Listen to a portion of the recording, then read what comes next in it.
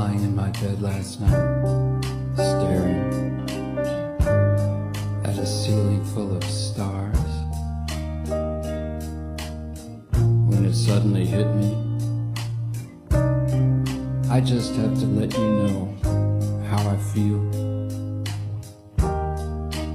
We live together in a photograph of time.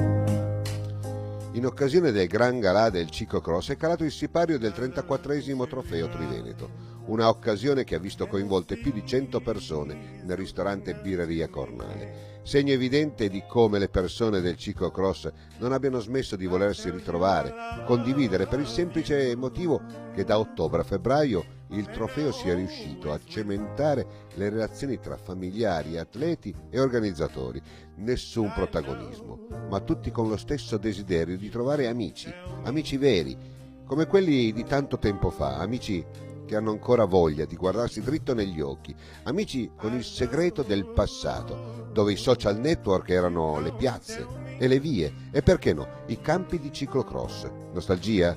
Ma per nulla, è solo un momento di riflessione, quella riflessione che mi dà ragione delle mie idee, di come gli esseri umani abbiano bisogno di uscire dalle proprie abitazioni con i loro figli e andare a cenare con gli amici, che come te hanno condiviso una stagione sportiva, con passione, sacrifici, ma tutti mossi dalla stessa volontà, stare insieme, con un semplice e antico click.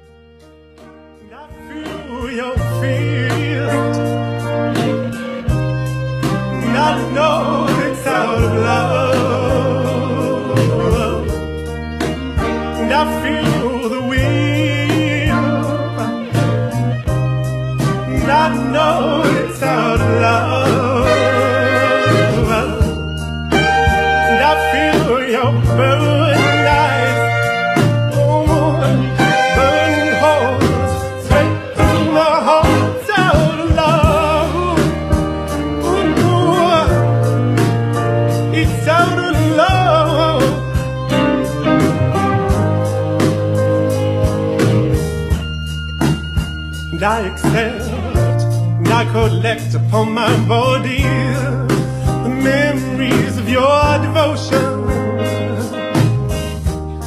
And I accept and I collect upon my body the memories of your devotion.